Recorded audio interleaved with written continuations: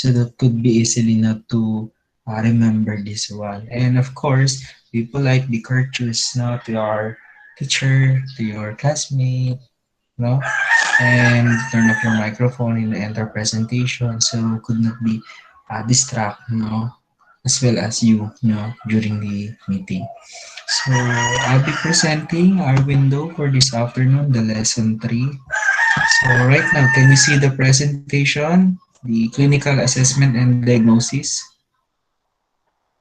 Yes po. This confirm. Yes po, kita po, sir. Okay naman. How about in other students? Kita naman yung presentation. Yes po, sir. Okay, Yes po, very sir. Yes, good. kita po. Very good. So to start our topic for this afternoon, we have here now the clinical assessment and diagnosis. So most of you are wanted to be a clinical psychologist someday and you want to engage in clinical settings. So this is important for you to understand now this topic and what is the use of clinical assessment and diagnosis now once you are inclined in working now or to be an aspiring a psychologist now sooner or you want to be an working assessment center one. So assessing psychological disorders include assessing clinical assessment and diagnosis one. So here is the process now of clinical assessment and diagnosis, which are the central now of the study of psychopathology and the ultimate now the treatment of psychological disorders. So that's why we need to understand no, this clinical assessment and diagnosis and which is definition no, na meron sila. And of course, the use of it no, on our job when we are inclined no, or when we engage in clinical setting. So really understand this one. No, we have to define first what is first the clinical assessment. So clinical assessment is the systematic no, evaluation and measurement of psychological, biological, and social factors in an individual presenting with a possible psychological disorder. When we say systematic, there is a process, there is a step-by-step no, of making an evaluation, and we are measuring no, of their in terms psychological, biological, and social factors, and which are affecting no, on the presenting problem that might arise in psychological problems or disorder of a person. So when we say clinical assessment, there's an evaluation always that we must see to it, know that we are doing well, and of course, we make it know as much as possible clear because all of our psychological report are the one who is responsible of this one. So any mistaken identity or any kind of problems that you have inputted here in the psychological report, there's something with the credibility. There's something wrong with the credibility of you that you are doing in your job. So your job description is to do well, to help well, to make and have a functional and meaningful way no on your job. And at the same time, you do your job no and precisely and comprehensively writing a report with your client. So that's the process no.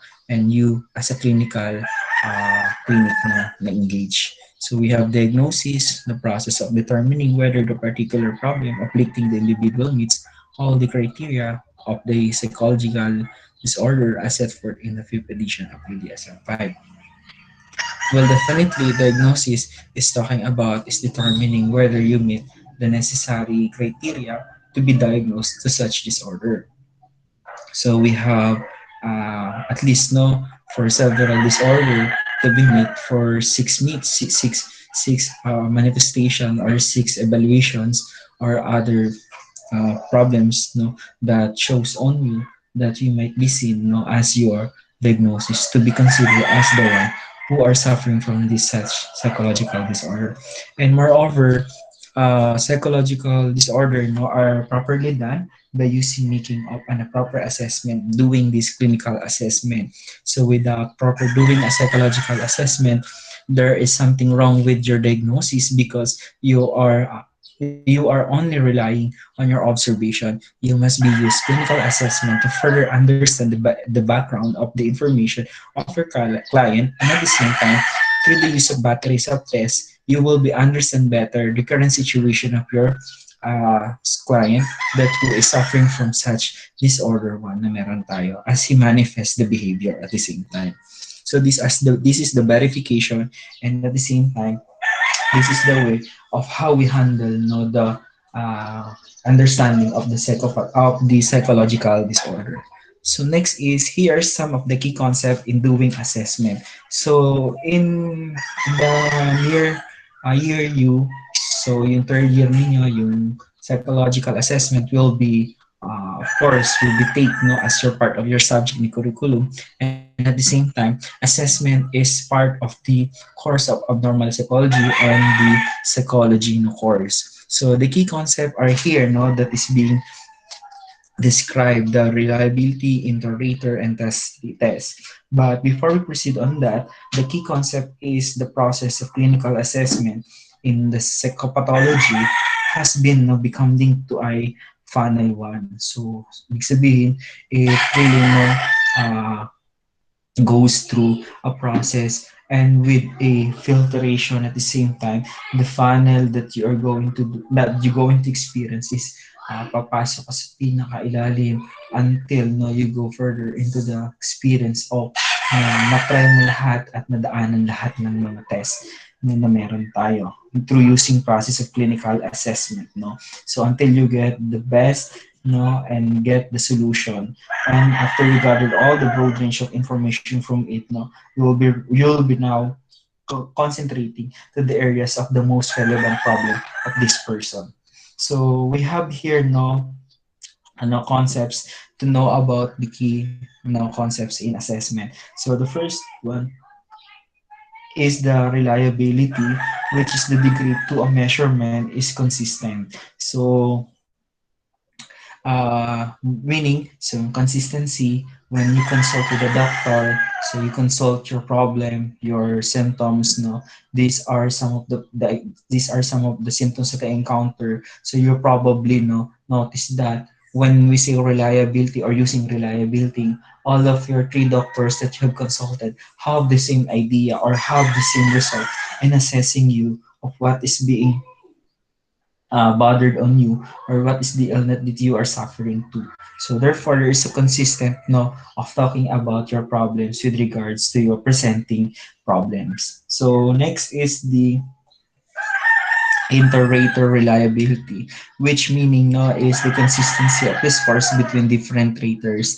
So and the other part no, we have inter-rater no like yung reliability that I have said on yung example. So the three doctors no that you have consulted have different scores given on you and have the consistency no of the scores that given on you, and because of that they have set no uh and given to give you any scores about how do they see you and look at you no about this condition or this problem no and relying on you. So that is the raters of two or more person who are given to you are reliable no and has a good no rates with you. So that is the consistency of scores between different raters with you no that talks about two. So test raters reliability no, so there are uh, like this no the way of establishing the way comparing the scores obtained from two successive measurements of individuals and calculating the correlations between the two sets of scores of you that you have get from it. So like yung a range of let's say this month you have taken on the first week of this month, and then you'll be taking again no an a test of set of tests again to determine whether you have got a right score or you get the wrong more likely wrong score no, of your responses from such tests that you have taken already, and to notice of it no if there is a comparison or there is a great difference of these two tests that been employed on you, but the same exam no but different time no and setting yung ginawa, but same is no kino-correlate niya yung between the two scores that you have got from the first no and the second test that you have take no before or took before. So we have validity. When we say validity, it is the application of certain it is the degree of the which technique measure what is designed to measure, no? And then whether a technique assesses what is it's supposed to, no? The evidence that proves the legitimacy of a test that is a valid, no? Which is have a proven, no? Which is valid and truth, no? Within, no? Of this test. And more likely, this technique assess no, of the validity of a test that designed to what it's measured to. So next is the types of validity in which no preside here yung ating concurrent or descriptive validity in which no given here na yung results from standard ng isang test are essentially the same as the result of new and a brief version. So you could conclude that the brief version has with the concurrent validity of now that you have taken two, and which share the says evidence that shows that the test reflects current performance through the use of another test of it that could use to identify your concurrent descriptive validity na meron tayong data na hinahawakan. Next is the predictive validity. It shows that the evidence at the test gives you a predict the keyword is predict of the performance through the use of another test that the one who tells on you your performance in the near future or happen in the future one. So that is the sample of the predictive validity. So we have the standardization. The standardization is the process by which a certain set of standards or norms is determined for a technique to make its use consistent across different measures. So lahat ng process ay valid. To make it consistent, you have to be standardized. So everyone is all are following of these rules and guidelines, like what you have do during your entrance examination. Everyone has arrived on time or early before the entrance examination, and you are all prepared to start the battle, to take the exam or to answer the examination, and all of you are having such set of exam the same but differ in by rows to avoid yung ating cheats and of course to eliminate yung pagkakaroon ng problem that you could encounter during the facilitating of examination. And of course, one good example of standardization during the period of examination is like the board exam, that everyone has a uniformity in administration in the time constraint one, that the time need to finish into that section or scope of the examination. And of course your wearing of your clothes that needed to be wear during taking the examination or taking the examinations, and others that we might be. And when we called about standardization in tests, everyone knows about this. When you are in clinical or when you are in the assessment center, knows that the standardization on how we administer, score, and interpret the meaning of the uh, report of what we have gotten from our client should be standardized, the way others also do. And we right now are also following the standard way of not the living, but also the way of how we handle our examinations in the assessment center or when you are in a clinical setup or setting one. Next, clinical assessment is consists of a number of strategies and procedures that help the clinicians acquire information they need to understand their patients and assist them. Well, it is important to understand that our information that get from our client should be have a clear clinical interview, have understand the clinical status exam, have undergo the physical examination, have observed the behavioral assessment and observation, and undergone the psychological testing.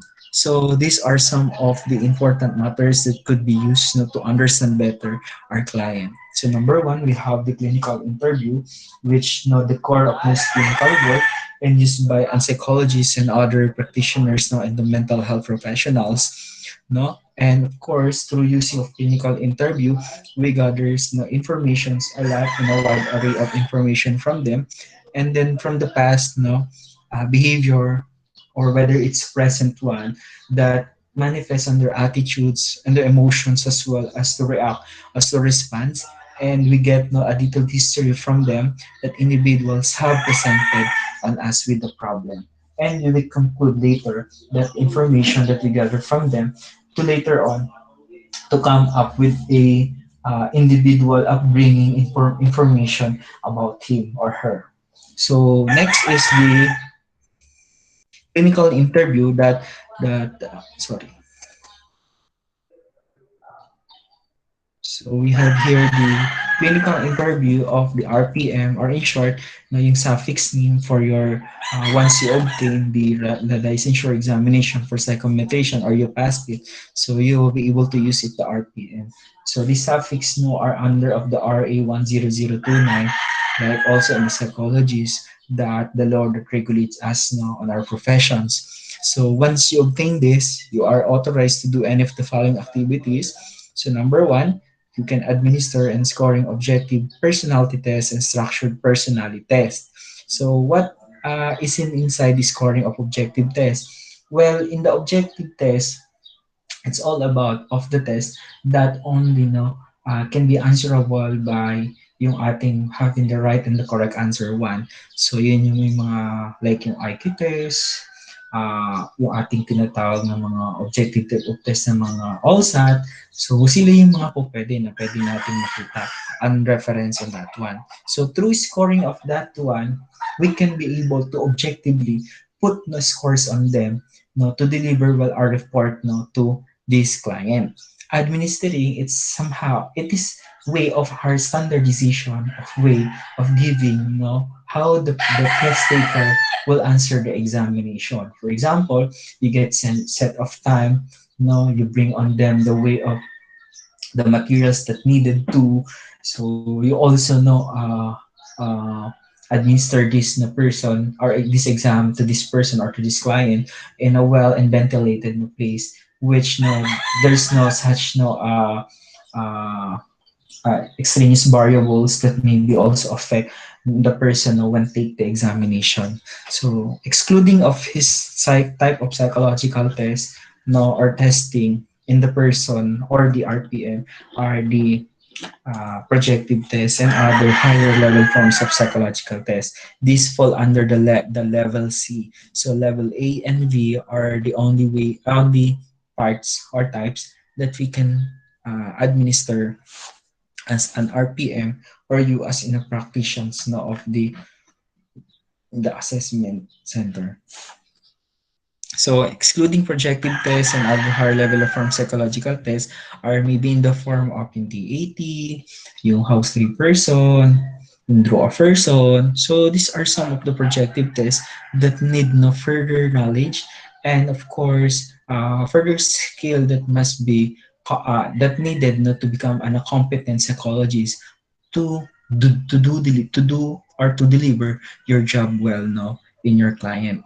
So next is you as a psychometrician are interpreting the results of this test and preparing a written report on these results.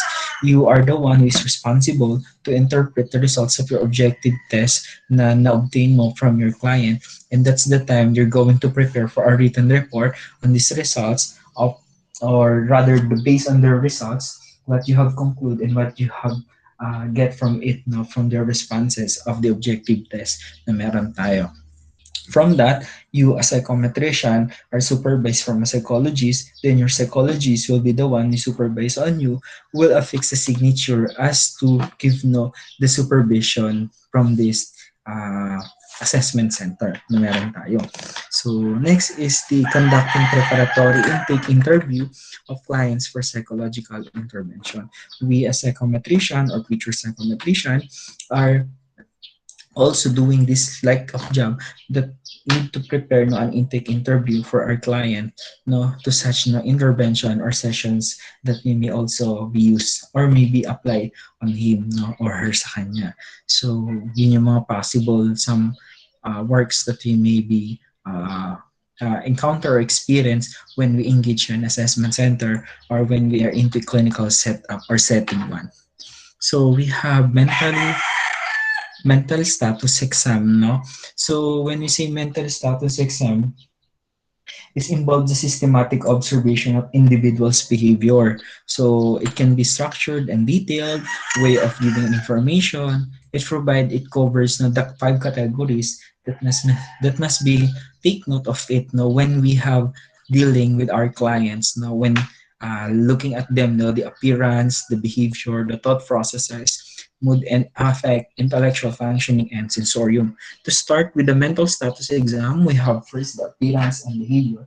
So when we see appearance and behavior, these are notes no, of any covert physical behaviors that we may understood no, from our client no, as we see them know of how they look and individuals they may be called no and following of this so they may be in dressing no how do they dress the general appearance their posture the facial expression on them no when they are in front of us or when they are in front of them no na meron. So next is the thought processes. The thought processes, when clinician listen to a patient talk, they are getting a good idea of the person thought processes.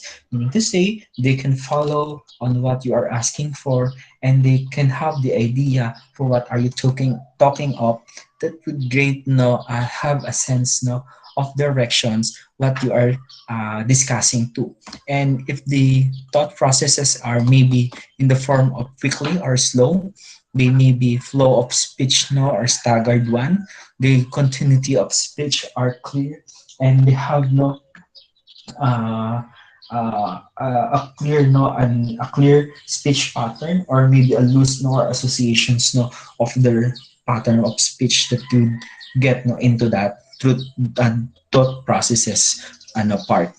We have mood and affect that the mood and affect no is an important no part of the mental status exam which the mood is the predominant feeling state of the individual as we have no see on one person and when we say affect is the referring to the feeling of state that accompanies what we say is a given point is how they appropriately react no or how they appropriately no uh, or their reaction to our words that you have said on them.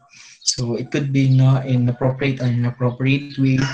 So it also could be no, in a blunted or flat affect way of response no, of their feelings towards the what words that we had said on them, or how do they feel no, on them no, from the communication or words that they have read or heard about it no dun sa issue na yun.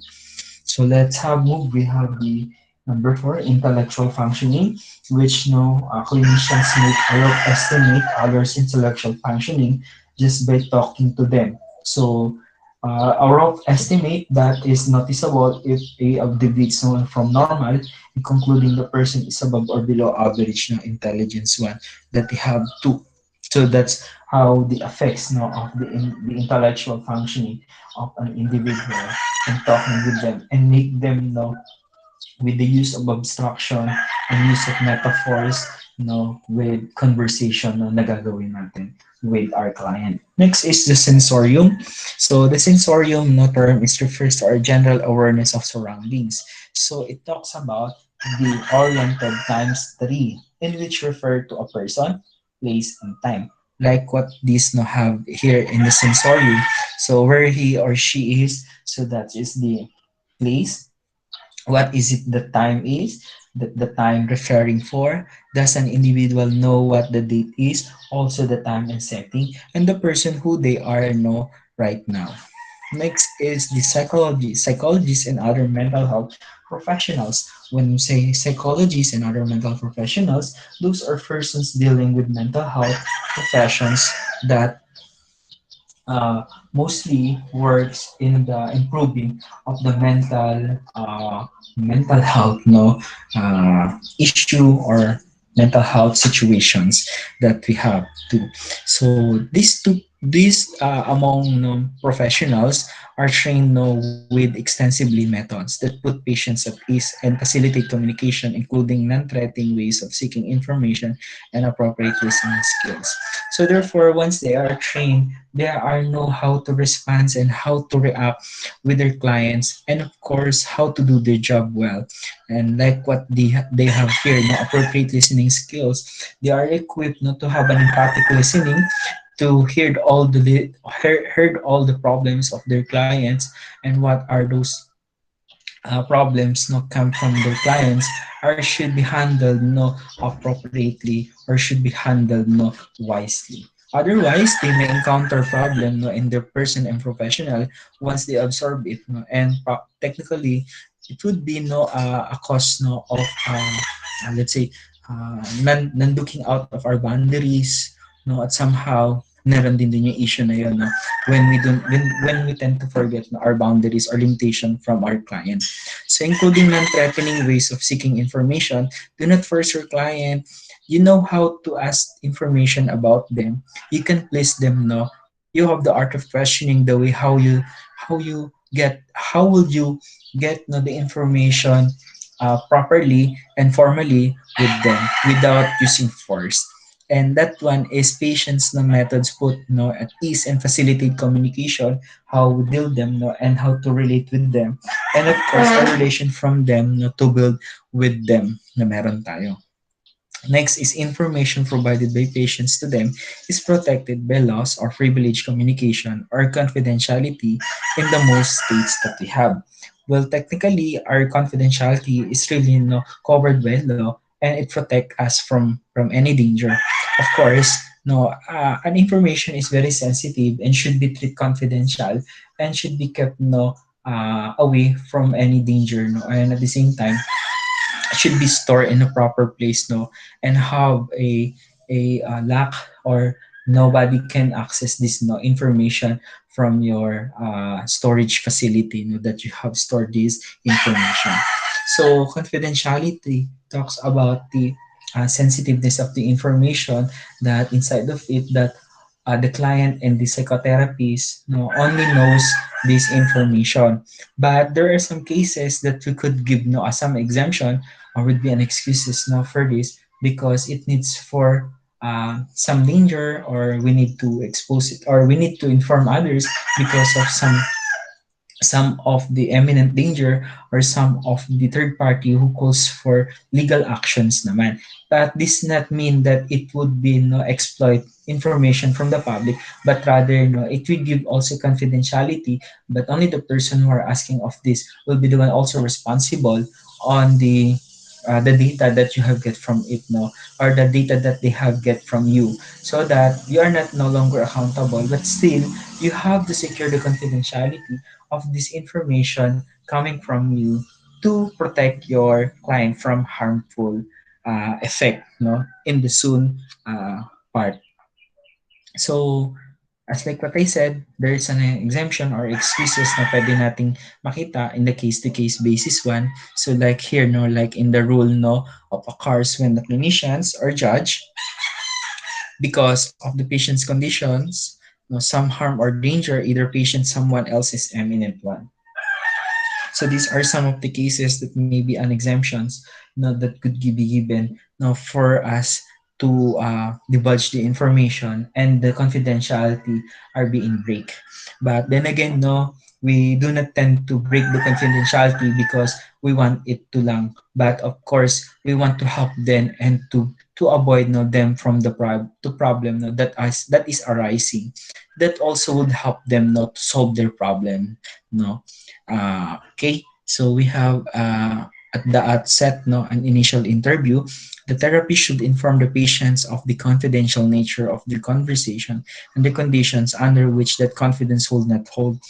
Well, actually, in the start of your consent form or in the informed consent no part, so it started no upon interview and initial interview, you are being given the informed consent no that you are aware and these are the rationale and these are some of information that must take note no during our process no and some of legal aspect na pwede natin makita when it comes to confidential no matter.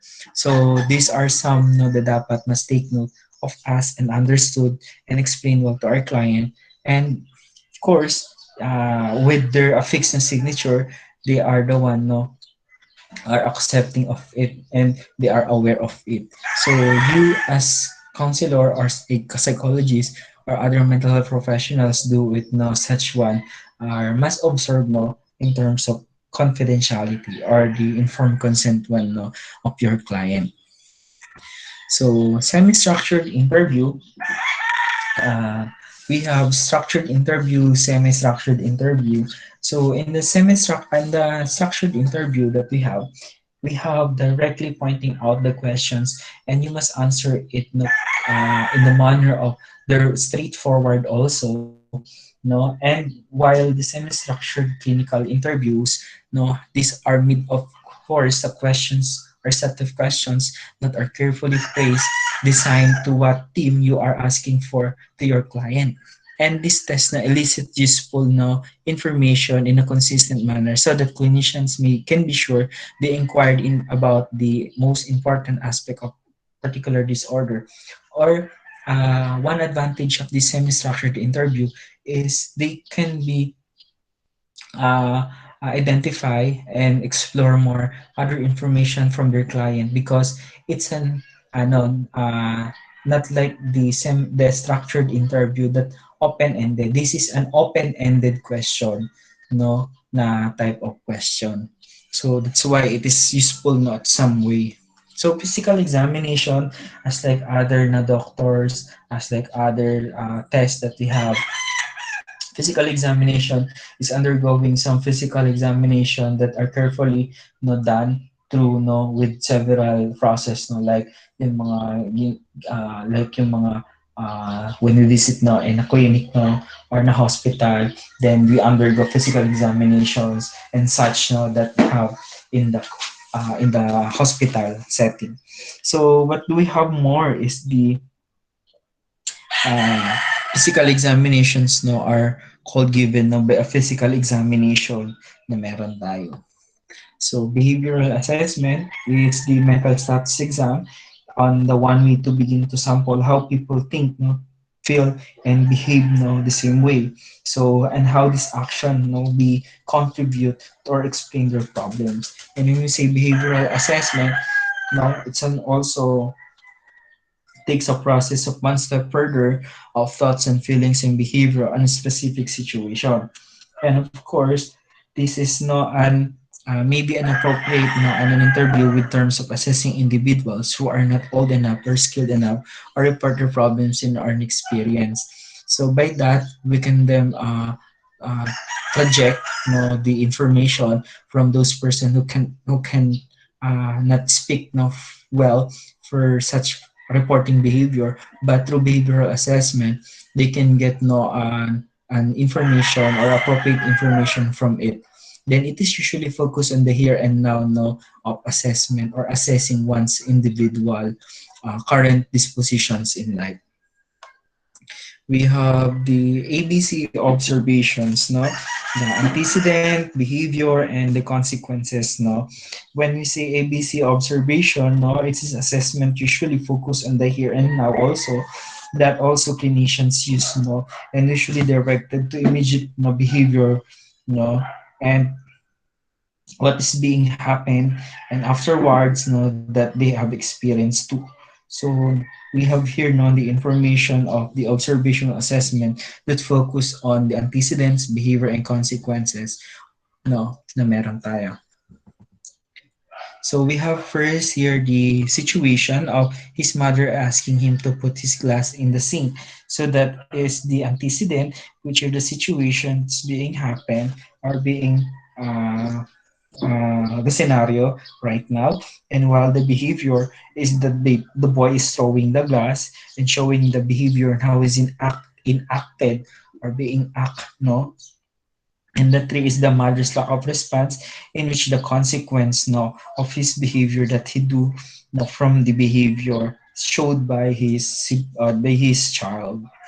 So the antecedent behavior consequence or the sequence no ABC might suggest that the boy has been no reinforced for his violent outbursts by not having no not clean up his mess no that he have done by this behavior. And because of that there is no negative consequence for his behavior so from his mother so that they did not reprimand no him. So he will be probably act violently in the next time he doesn't want to do something of it about his behavior of his children or his child. Self-monitoring is an is an self-observation way of technique, of observing their own problems, or to finding out patterns. So the goal of this self-monitoring is to help clients monitor their behavior in more convenient way. And then by this, no, we have checklists and behavior rating scales that are useful, no, in using assessment tool before treatment and then periodically during treatment to assess changes in person's behavior. So we can track, we see there's some changes or several growth or changes from your client that are really no a great great great uh, a manifestation that would help know better for the client success success looking out or look for the outcome of the results na meron, no? And then we have here the psychological testing.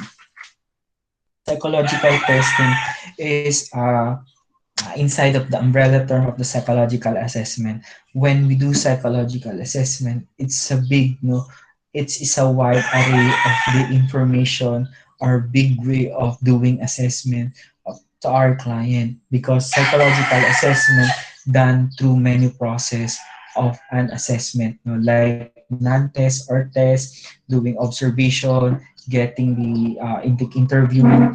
There are some portfolio that are being uh, observed, no, or being checked, no, and other important, no, in the assessment or psychological assessment. And one way of doing this assessment or psychological assessment to a client is employing psychological testing. Psychological testing, no, are are different, are made of different tests, no, in which design the specific needs, no, of a person or some, no, intended matters, no, to be measured to. So like what you have here, no, the psychological testing or test includes specific tools to determine cognitive, emotional, or behavioral responses that might be associated with a specific disorder, and more general tools that assess long-standing personality features such as tendency to be suspicious one. While the use of psychological tests is to understand better the person, why do they behave like this and why do they act like this, and at the same time through that we really understand and we understand better the person who is in front of us, no, the way he show his behavioral, emotional, and the determining, no, other parts of aspect of his life. So we have here in the forms of psychological testing, we have the projective testing. So the projective testing, it is the uh, a test, no, that been developed, that designed to, no, by a higher a higher uh, not the higher one of somebody, but the person who can administer of it is the person who has the competencies that needed to this such administering and scoring of this test, no, na meron tayo. So this is a form of higher type of test that need, no, by a professional, no, mental health or psychologist na meron tayo. So what is a projective test more is it works with the development, no, of several assessment na meron tayo that called projective test, no.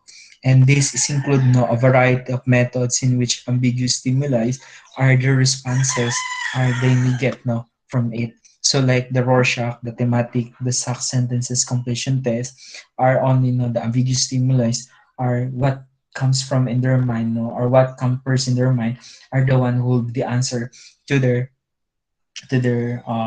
what they have seen, no, in the cards, or what they have read, no, from it, no, from the sentence that they have read of it. So these are some of the ways of how we answer it, the projective testing. So in such a way of ambiguous stimuli response. So the first one we have the Rorschach, in which developed by Herman Rorschach as with psychiatrists and developed series of implants initially to study perceptual processes, no, or process, and then diagnose psychological disorders. Then the Rorschach ink blood test is one of the early projective tests that has 10 ink blood pictures, no, and have a comprehensive system, no, that come from his, no, from John Exner 1. So through that validity and reliability, he developed a standardized version of Rorschach implant, no, that called comprehensive system, no, ito ang si Exner. So because of that, there are some issues, no, of use of this Rorschach implant test na, a projective test. So that's why, Exner developed a standardized version. So how is it become, no, more ethically and legally, no, in the eyes of many. So at the same time, this Rorschach implant test, no, ay meron tayo, no, na, that early in the years na nagawa, so that could help, no, other people na examine before yung who have person assess or have suspicious, no, having psychological problems. Next is the picture of example of ink black test of how a person, no, will respond of it, showing of them, no, but in Rorschach, no, na meron tayo, it includes asking, no, a person for a fairly straightforward description of what the test takers see about it, the ink block test. So for you, you are be asking to know for what you have interpret, and straightforward you will be telling to us what is this ink blot, no, on you, on your thought processes determined by you, or the big stimuli coming from this picture na meron tayo. So it may be look like a bat, it may looks like, no, an insect or animal, it may looks like, no, of other forms of object or what, no, it is on your mind. So that's the way how we interpret, no, the picture of the first ink block test, no, which resembles from your ambiguous, no, response, no, na meron tayo from it. So what do we have next is the thematic perception test, or in short, the TAT. It is perhaps the best known projective test now, no, na tinatawag after nung Rorschach. So it was developed, no, by Christian Morgan and Henry Murray at Harvard University, no. And then the TAT is consists of series of 31 cards, but the 30 cards are only have pictures and then one blank card. Although we have only 20 cards are typically used during the administering or administration of this TAT projective test. So in such way, the TAT daw is being instructed, no, or having given instruction that as a person to tell the dramatic story about the picture that we have shown on them, no, about the cards. So we have also other forms of thematic a perception test or a perception test. We have children a perception test and senior a perception test. These are developed and modified in some variety of racial and ethnic groups, and it designed to reliability and validity with this following uh, uh, locality. So what do we have more is example of the thematic or perception test, no, of the one example of their cards, no, inside of it. So yun yung mga meron. And then those exams, no, or test, no, projective test ng TAT and Rorschach are kept, no, in the storage that nobody can access, that only psychologists, no, can be have the access of it, and at the same time it is stored, no, because number one, expensive, number two, only qualified personnel can handle and use of it, and number three, if they want to show it on us, no, or to be presented on us, it should be, no, handled, no, correctly, no, kasi baka mamaya papaglaruan or whatsoever, no, for other purposes it might be, no, or it could cause, no, harmful to others and other things, no, that could be result, no, from a problem, no, na meron tayo. So next is the most clinicians who use projective tests have their own methods of administration interpretation.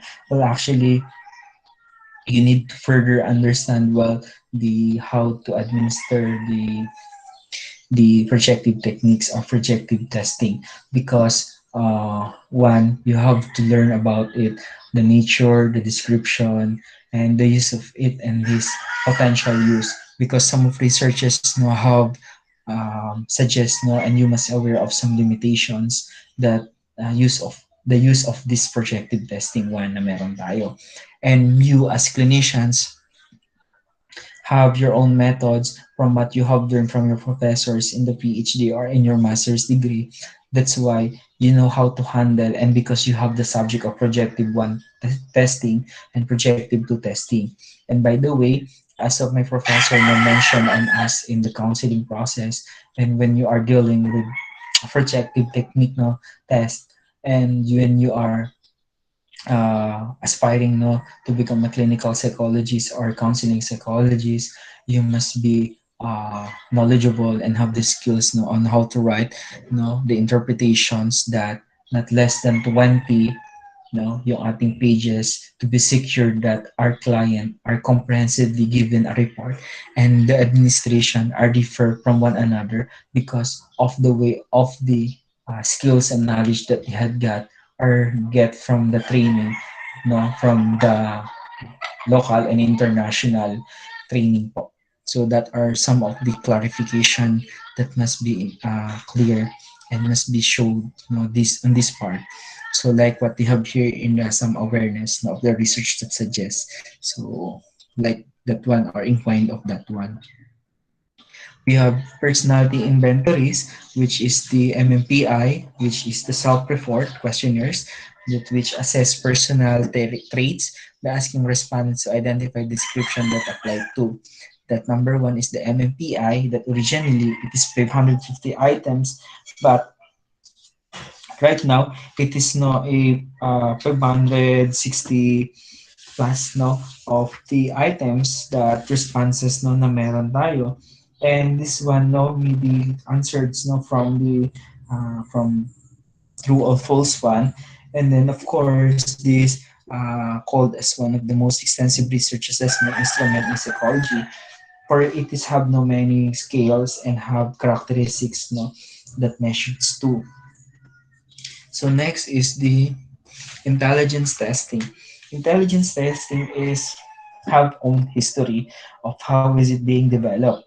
So intelligence testing or intelligence are associated with intelligence quotients, so that one is the intelligence that they are talking about of us. So intelligence tests were developed for one specific purpose, because this is one is used for to predict who would do in school of a children or of a child. So in the experiment of Alfred Binet and Theodore Simon, and then they were commissioned by the French government. They developed a test and identify those students who are slow learners and who could benefit from the remedial help na they design nila. Then these two psychologists daw identify series of tasks that presumably measure the skills children need to succeed in school, including the following that needed of their tasks as they send in school. So like attention, perception, memory, sense, reasoning, verbal comprehension. So Binet and Simon gave the original series of tasks of large number of children. So they later on estimated that did not separate the slow learners from the children who did in school inside the experiment. And afterwards, there are some of revisions of sample of administrations they do also from other, and also designed to predict academic success, that also introduced by Louis Terman of Stanford University. He translated the revised version of this test for use in the United States. It became known as now as Stanford Binet test na tinatawag po. And what do we have more is the measurement of evaluation of intelligence and how is it being derived, where the IQ intelligence quotients or initially IQ scores are calculated by using the child's mental age. For example, yan katulad niya, the IQ or the formula is IQ is equals to mental age over chronological age times 100. For one example is this, a person or a child who has passed all questions on the 7-year-old level and none of the questions on 8 years old level receive a mental age of 7. So probably this result of mental age was then divided by the child's chronological age and multiplied by 100 to get the IQ score of this children.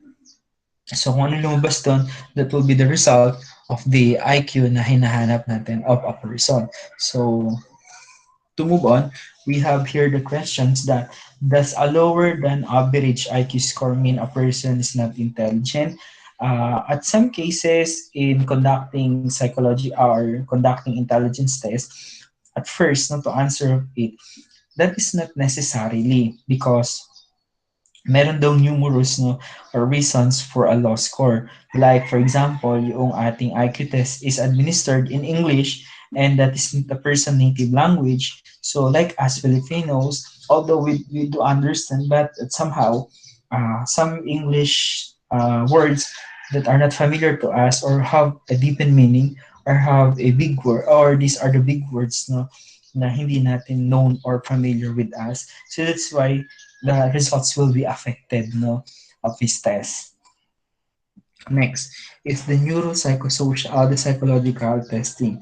So neuropsychological testing is measure the abilities in the areas of such receptive and expressive language or the attention, of course, the same time the concentration and other parts of the body that could give a more unexpressive way of our self or personalities and learning abstraction.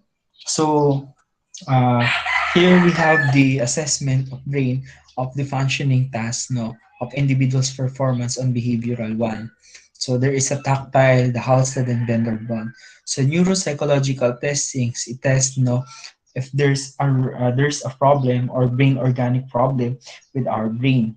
So in that one, sa Bender Visual Gestalt test, it identify the the brain dysfunction and the errors that have within the brain na meron tayo. So like what I said, yung organic brain damage na meron nga tayo. So in the process of Bender Gestalt, we we know or us are tasked to let's say to copy the picture of these pictures na meron tayong nakita from the Bender Gestalt test, and then we try to copy of it.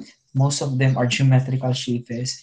Once we copied it correctly, then therefore we don't have organic brain problem. But once it is did not copied correctly these geometrical shapes, it is most likely we are developing or we are suspicious now of the brain damage one ang tinatawag. So these are some of the might be an interpretation of it.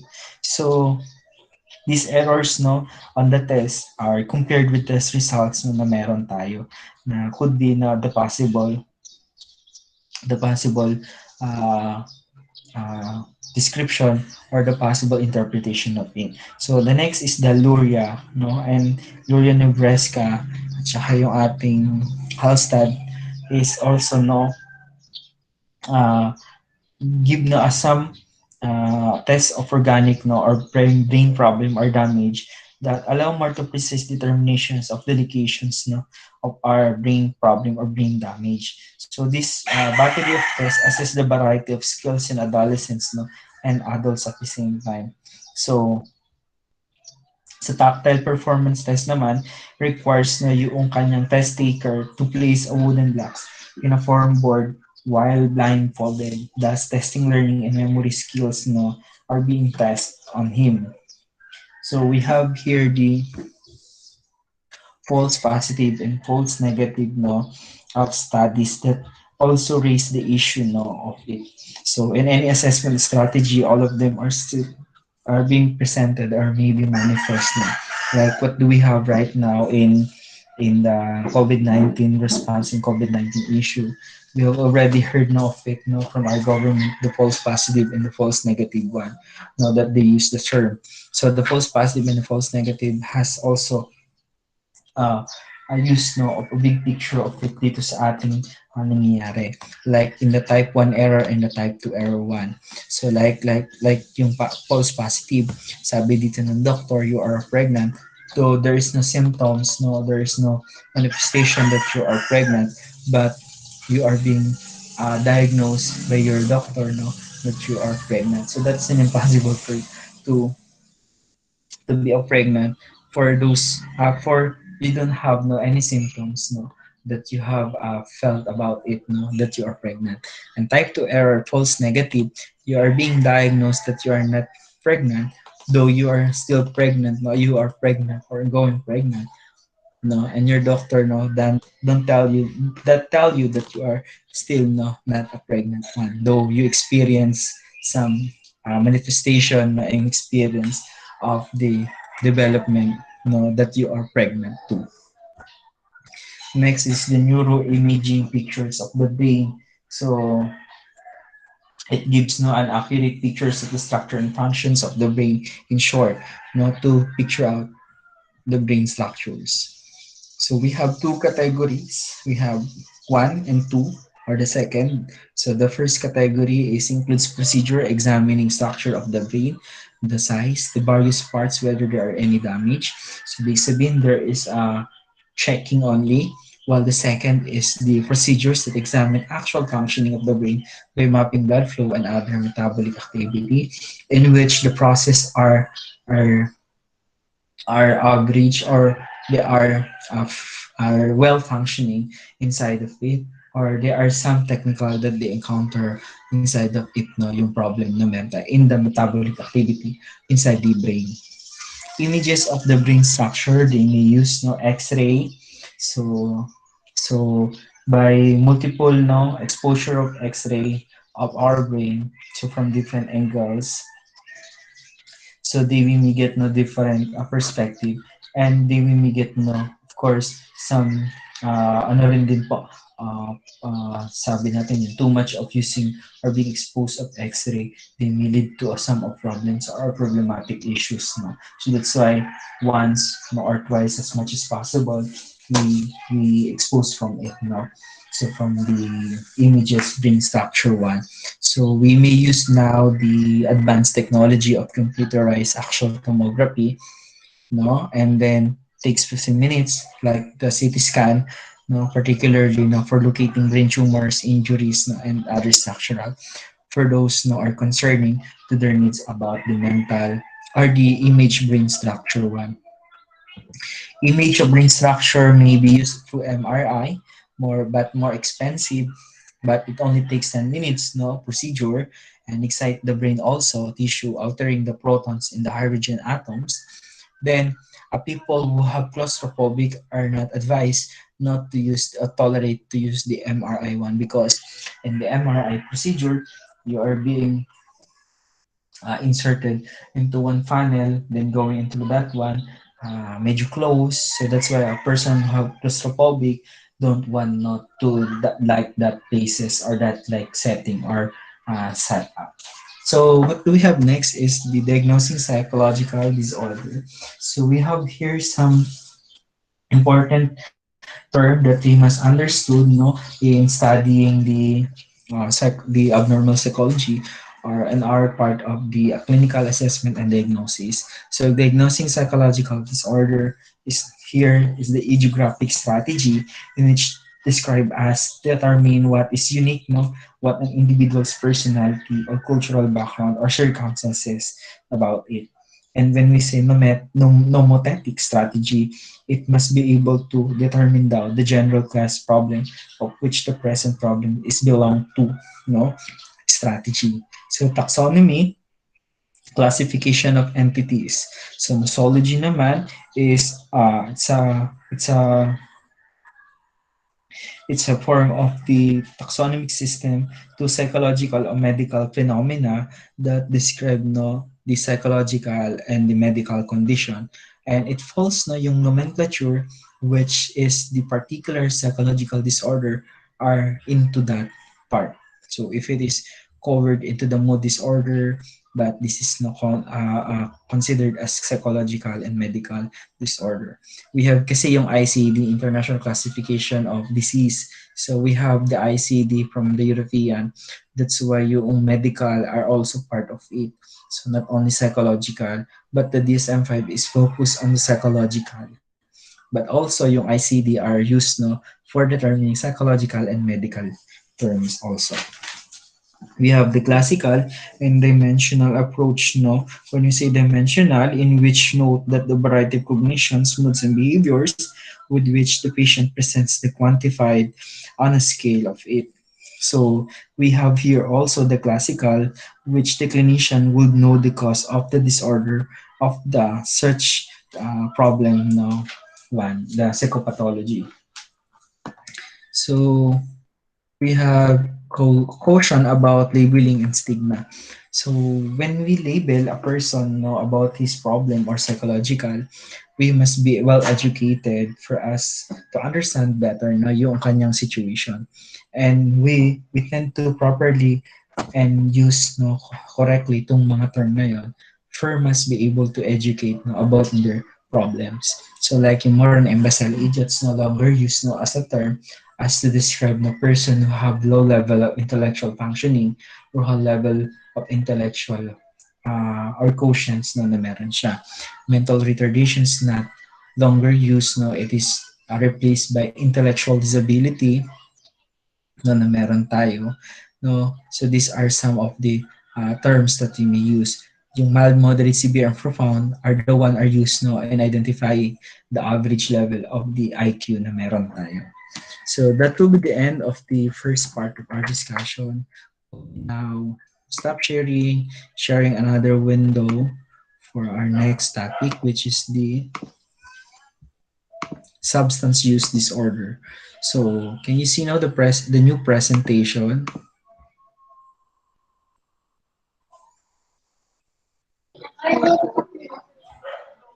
Okay, very good. Thank you for your confirmation. So, here is the substance use disorder na meron tayo. So, when you heard substance use disorder, most of you are familiar of it that when we say substance, it introduced to you the drugs, no, right? So drugs are the main concentration of this issue, and some of you are also now will be related to fit no that some psychoactive substance also considered of the substance related and addictive na one na meron tayo. So let's have first now here to discuss the substance disorder. So before going on that one, let's take a look first here on the next slide na meron tayo. So what are the use of drugs na for us? So number one, sabi daw dito, drugs or substance is like for example coffee or tea is to use for wake up. So we as na tend to drink a cup of coffee in the morning, so we want to yan to increase our yung pag gising or mas lalo tayong magising sa umaga. So that's why we use of it na yung drink of coffee na meron tayo for our daily dosage na hinahanap ng katawan natin. And this is a part of our uh, ng ng katawan natin or as an stimulants no for us to wake up in the morning. So what do we have more is the use no of some drink or some ini-ingest natin like to stay alert no through use of cigarettes and soft drinks no that we might get now from the different classifications no, of gender categories of the substances that we have.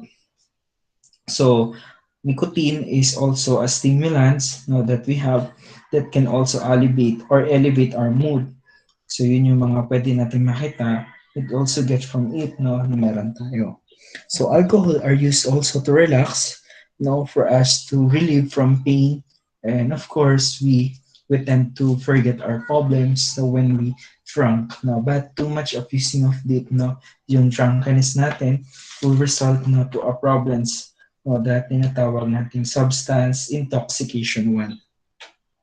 Some drugs are used for pain reliever that could help us no, to relieve from the pain that we have experienced or we have uh, uh, felt no, on our body.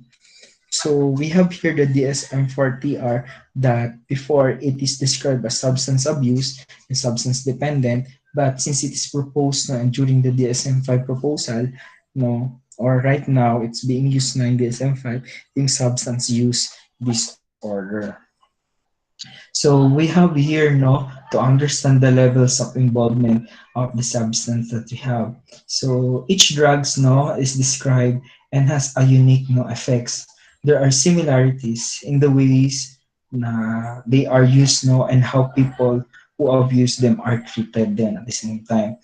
When used the term substance, it refers to chemical compounds that are ingested to alter our mood or behavior, no? And when we say psychoactive substance, our our mood, no, and behavior, or maybe both, all being altered, and this might you think, no, that associated with the cocaine and heroin that we have. So yun yung mga meron tayo that are some are legal, some are illegal po na meron, no. So in other state, these are legal, but some state are illegal, no, are being regulated, no, by the anti-drugs abuse na meron tayo.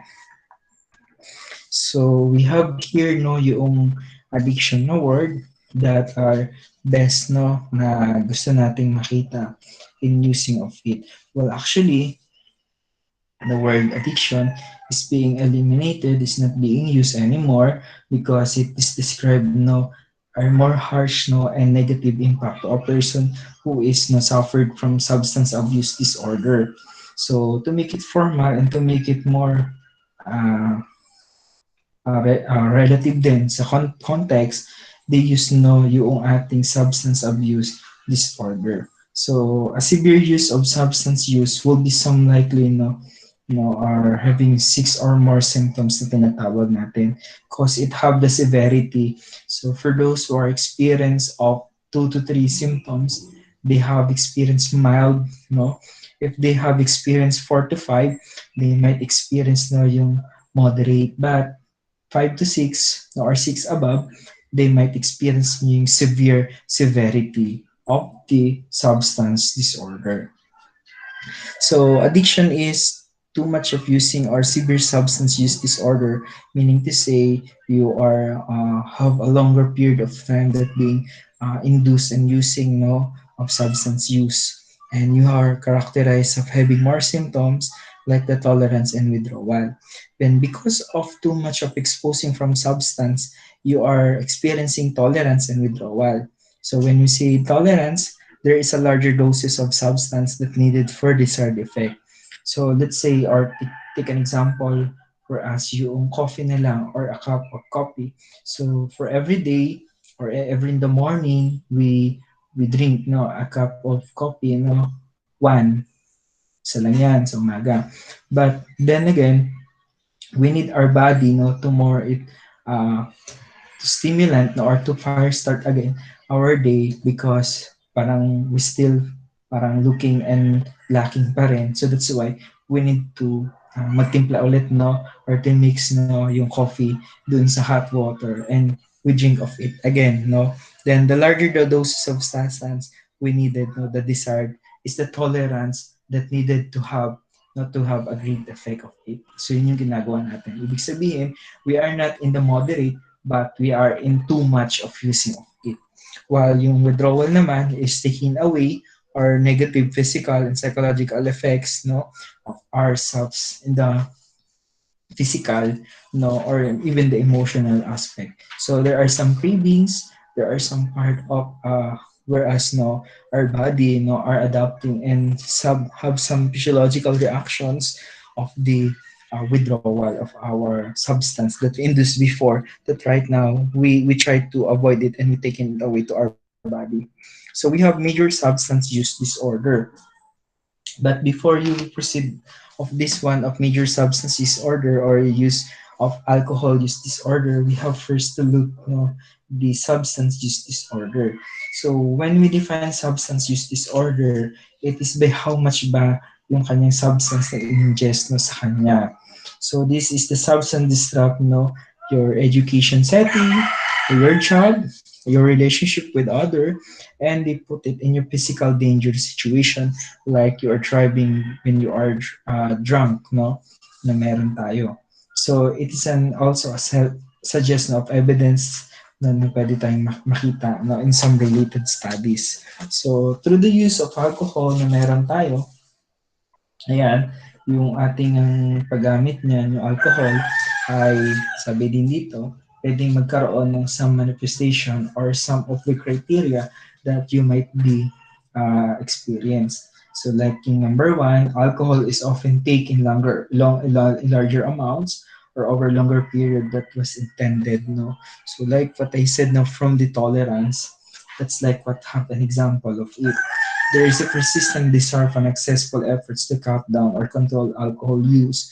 No, nandun yung cravings, nandun yung desire, nandoon yung hindi pagiging matagumpay nating pag-iwas no doon sa alak na inumin. So even there is no uh, occasion, even if it is no a normal days, we still know our pleasure or our urge no to drink no alcohol are still uh, high no and such the way of not needed of our body.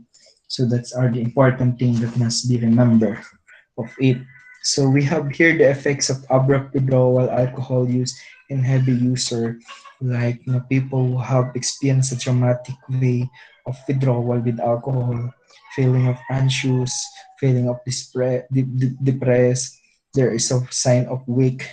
There is a sign of restless. There is a experience of unable to sleep because in the longer period of time you are exposed and you are too much of heavily depending of the using of alcohol. That's why when you withdraw, these adverse effects are the one or these effects would be the sign of your weaknesses na tinatawag. So our body are no longer now dependent to the heavy using of alcohol. So that's why to hinahanap-hanap mo siya. So therefore, your body reaction could be probably like this one.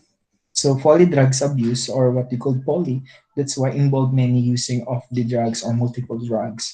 So alcohol and nicotine may be a combination of two that also some of the examples that we might be seen now from our environment no, or from our home also.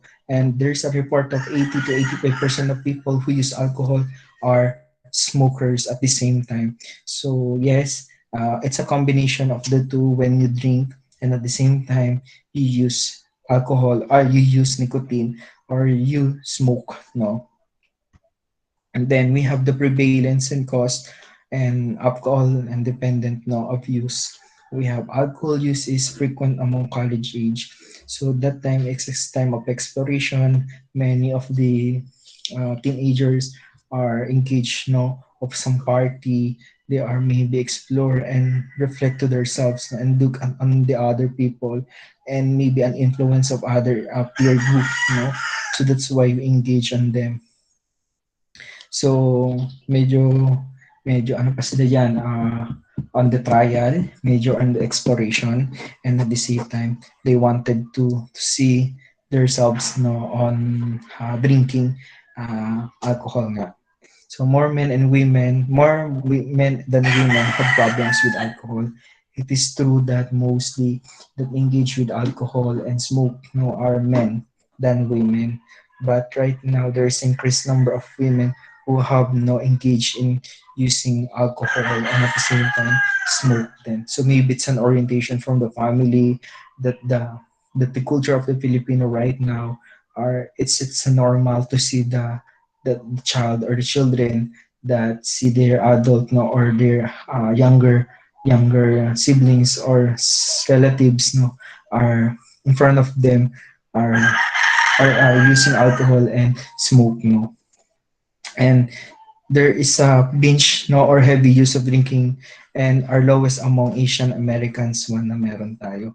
So yun yung mga some reports that are described that people who are prevalence no, of using and abuse no, of alcohol and at the same time dependent. So alcohol use disorder are comorbid with several personality disorders like mood, schizophrenia, and anxiety. Well, some of the manifestations of the alcohol use disorder during that time is you are hallucinating, delusions, no? And someday you may be mood disorder, you alter your behaviors or your mood that you have, no?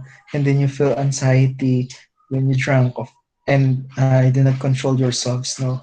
And of course, you bring out your problems, and lately you will be understand na that na meron palang ibang behavior kang minamanifest when you are drunk, no? When you are too much exposed of using of it or the substance intoxication one in your body.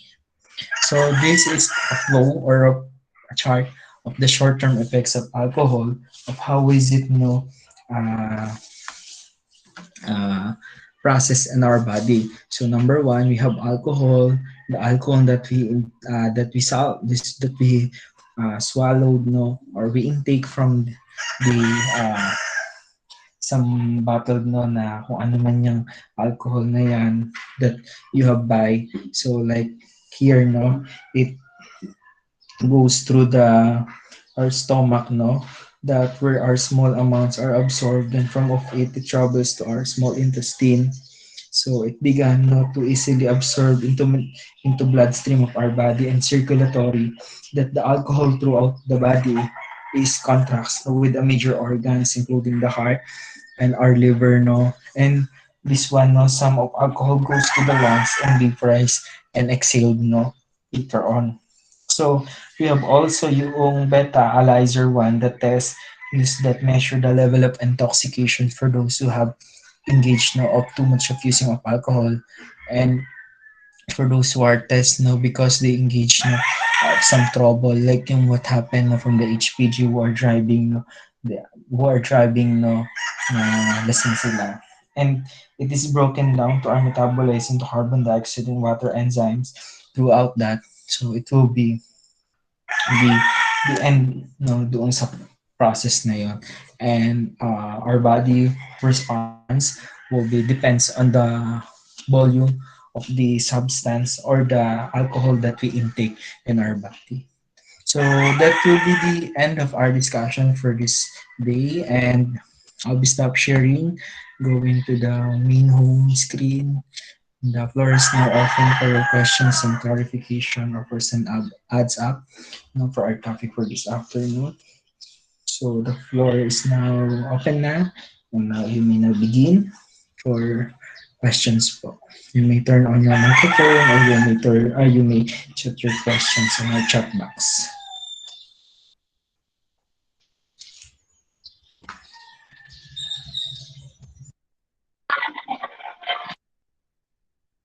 Go ahead, Leslie. Sir, pwede po magtanong tungkol dun sa self-report personality tsaka po sa projective. Magkaano po ba yun? Part po ba siya ng projective test? Self-report, part siya ng projective test. Hello? Part po ba siya? O magkaiba po yun? Hindi po siya part ng ating projective testing yung self-report. Self-report for a personal, ano po yun, monitoring of our evaluation of some of the changes of our behaviors na that we measure to. So yun po yung atin. Hindi po siya part na projective testing.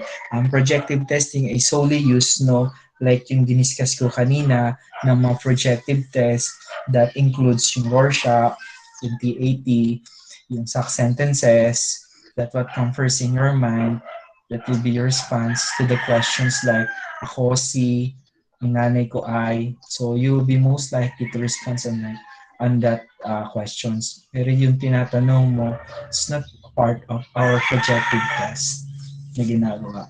Maybe itong self-monitoring of self-observation, it's assignment of the client that asked by the therapist for them to record, since they did not monitor uh, personally yung changes to this person. So that's why they ask a favor or they give an assignment to the client to monitor or to have a self-monitoring or observation about himself, no, dun sa weekly. So instead of twice a week they go to the session or to have a session, they tend to go once a week na lang. So baka yun yung naging agreement nila.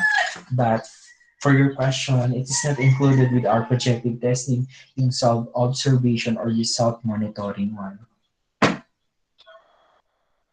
Okay po. Thank you po. Okay, very good. Who else?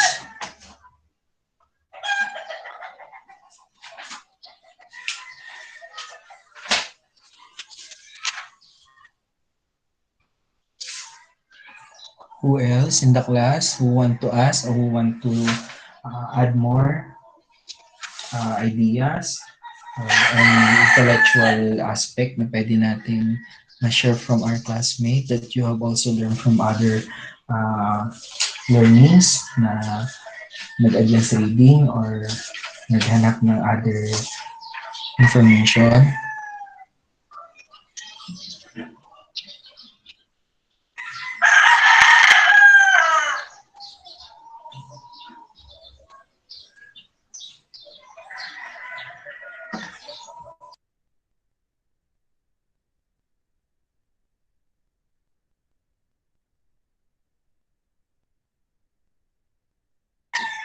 Anybody from the group?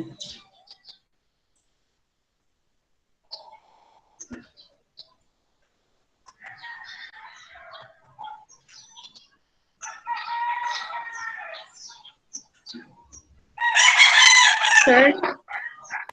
Go ahead, Leslie.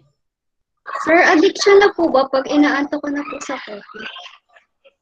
Addiction na ba kung Inaanto ko na po sa coffee po. inaantok na sa coffee? Addiction na ba? Dapat nga ang adverse effect ng coffee to your body is category kasi siya as to stimulants ang ating coffee. So, ibig sabihin sa category na yon, makikita natin yung epekto sa paggamit po ng ating kape sa ating katawan. So, depende yon sa dami ng iyong iniinom, kano ba kataas yung bote o yung lagayan mo na iniinuman mo ng kape. At ilang beses ka ba magkape sa isang araw? So, madalas ba to? Paminsan-minsan? O paano mo siya iniinom sa pang-araw-araw na buhay na meron ka? Once, twice, thrice, or what? Remedy na po kasi. Medyo, Parang kung naging remedy na po yung pag-inom. Remedy. Yung iba po, may nagsabi sa akin na, parang nagigising pa rin sila kapag araw-araw nilang ginagawa. Pero para sa akin po kasi iba yung response. Iba yung nagiging effect ng kape. So, natutulog ka. Tama ba? Opo, yung mute po yung ginagawa kong gatas. So, yun yung effect sa'yo. Siguro, hindi ko naman advise na damihan mo pa yung gamit ng kape as to tolerance. But, siguro merong mga other aspects na nagko-contribute to that situation. So, that's why you may tend to sleep easily or fall asleep easily. So, tingnan natin na baka meron pa doon. Baka isa rin yun sa mga pwede nating makita. Huwag tayo mag-conclude agad sa isang dimension lang. Diba sabi ko lagi, let's try to look on a multidimensional model so that we can go with other perspective and other aspects of life that could also contribute to that such behavior or attitude towards dun sa ginagawa natin. So, yun nga, sabi ko nga po na ang ating kape is a caffeine, it's a part of the stimulants one that more cause a substance to be more as active and to be more as alert and can create or can elevate our mood. But on you, kabaliktaran yung nangyayari, So, yun yung answer ko to your question that should also consider in taking your part of the system or ng body mo yung kape. So, try to lessen. Kasi pag too much of using of it, let's say sabihin natin nakaka-4 ka, nakaka-5 ka, baka mag-cause ng palpitation or pwede sabihin din natin, pwede mag-cause ng nervyos, it's a negative impact of the use of the coffee that you intake into your body. So, hinay-hinay lang, moderate lang po, and laging nasa average lang po lagi. Huwag yung too much of using of it, no? Kasi it may lead to a problem. That is my answer to your questions. And to your follow-up one na meron kang concern po, Miss Leslie. Wait lang po. Thank you po. Did I answer your Sir. question po? Opo. Malinaw na. Okay, very good. Salamat, Leslie. Go ahead. Sir, di ba po meron po tayong paraan para masabing addiction na po yung isang bagay. Pero paano naman po natin malalaman kung yung isang bagay po or behavior po natin ay nagiging addiction na po siya? Hindi po siya addiction pero malapit na po maging addiction po. So like what I said on the definition of our discussion about what is addiction, no, it is clearly understood that there is a severe substance use, no, of this certain substance that characterized on more symptoms like yung tolerance and withdrawal. But sabi mo nga doon sa ginagawa nila, it may lead to substance intoxication like yung pag-inom mo ng alak, yung kakaroon ng mas tawag dito, ingest ng substance to make you high, and of course for a person become most likely to be more exposed to such substance are pwedeng maka-experience ng intoxications, no, like yung pagkakaroon ng changes niya sa mood, tsaka sa impairment and judgment niya, or pwedeng magkaroon o pagbaba ng motor ability niya doon sa kanyang sarili. Sabi mo nga, palapit na doon sa addiction, makakarakterize ba yun? Sabi natin dito sa psychological disorder na nabanggit ko na alcohol use disorder according sa Diagnostic and Statistical Manual, ang binabanggit dito ay kinakailangan po, meron ditong ini-specify nila on current severity of the person who is experiencing of it. So like yung sabi ko, you have a mild, if you are experiencing of 2 to 3 symptoms, when you are experiencing 4 to 5, you are moderately experiencing the presence of your symptoms, and then you are severe when you are experiencing or presence of 6 or more symptoms as to give the criteria of diagnostic for alcohol use disorder. So dapat dito makita natin, there is a consistent pattern of at least of the following that occurs on you, that distress within a period of 12 months. So if this happened within the 12 period of month, then therefore we can subject them to ask for assessment or for clinical diagnosis. Then later on, we will be finalizing and getting all the informations that is associated to his problem. And like what I said on you, we will bring the diagnosis if this is the one he is manifest is fall under of this one. So that is the diagnosis and through the use of clinical assessment. Am I follow your questions and did I answer your question po ba, Miss Romela? Opo, sir. Tapos, sir, yung bali po yung pagkakaiba po ng hobby saka ng addiction po, ay yung addiction po, masama na po yung epekto po niya sa buhay ng tao. Yun po. Tama naman po yung ginamit mong operational or the conceptual definition ng word to you.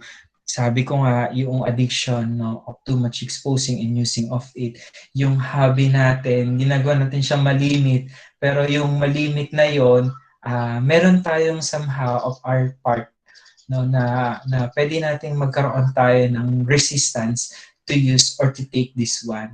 Kasi yung hobby natin, pwede tayong yung addiction iba kasi, hinahanap-hanap mo siya, you don't have any control to resist and to cut, to lower the dosage of you are using of alcohol or any substance that you are intaking into your body.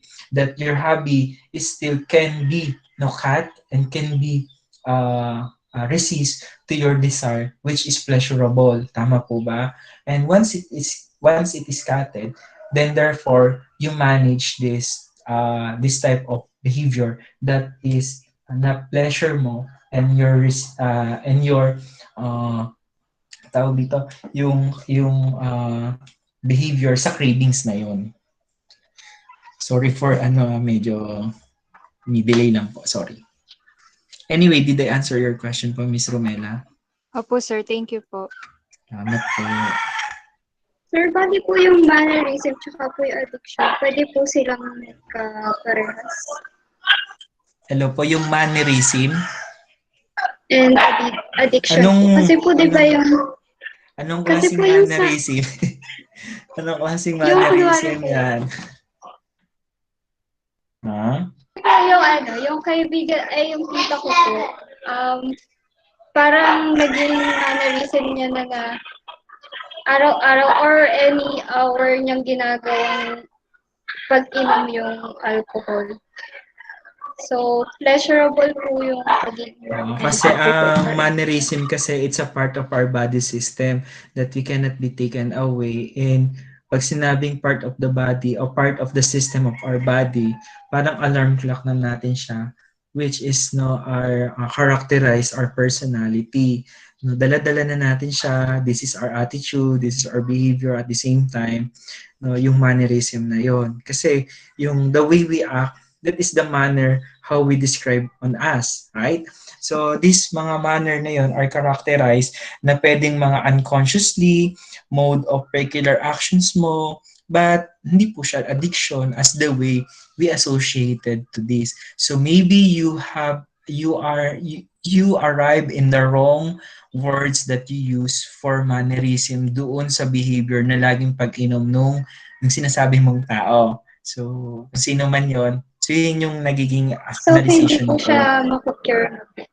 Oo, kasi ang mannerism is, katulad niya ng sabi ko sa'yo, pwedeng unconsciously that you are doing of it, like yung moving your legs, your manner of, you are, hindi mo naman intentionally, like paggalaw ng mga fingers mo or any parts of the body, that is some of the peculiar behavior of an individual. Then, when you say addiction kasi, it's deeper. And then the operational words that you use or maybe you interpret for mannerism, medyo nagkaroon ng hindi magandang interpretation or not good use for describing a person sa kanyang behavior. So for this person na umiinom po na tinatawag ninyo. Okay po. Thank you po. Okay, very good, Miss Leslie. Who else?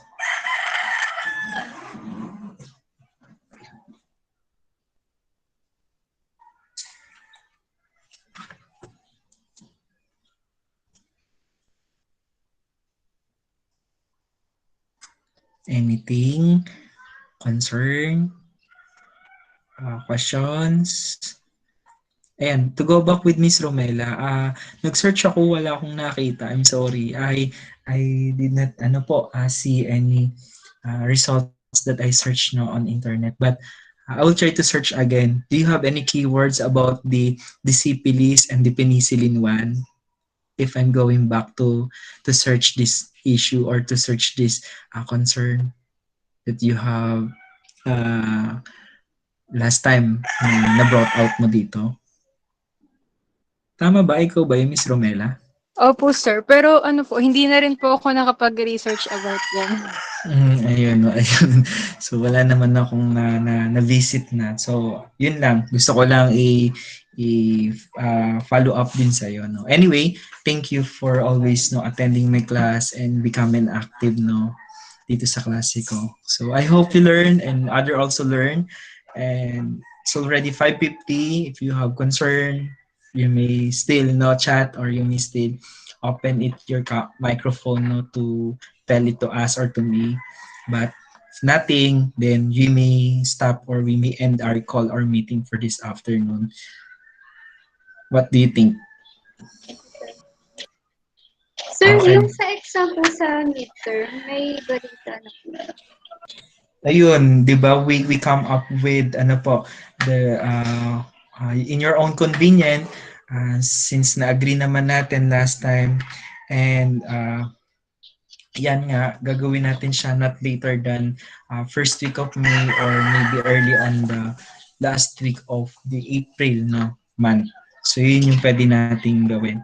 So yung cover naman niya lahat ng dinidiscuss natin. So maasahan niyo yun na kung ano nakalagay doon, anong mga diniscuss natin at other informations and other learnings that I have told will be included in our exams. Okay po. So, be ready, equip yourself, and study no harder. Sir, Yes, last go ahead, question. Romela. Sir, i-upload yung mga pre-recorded po.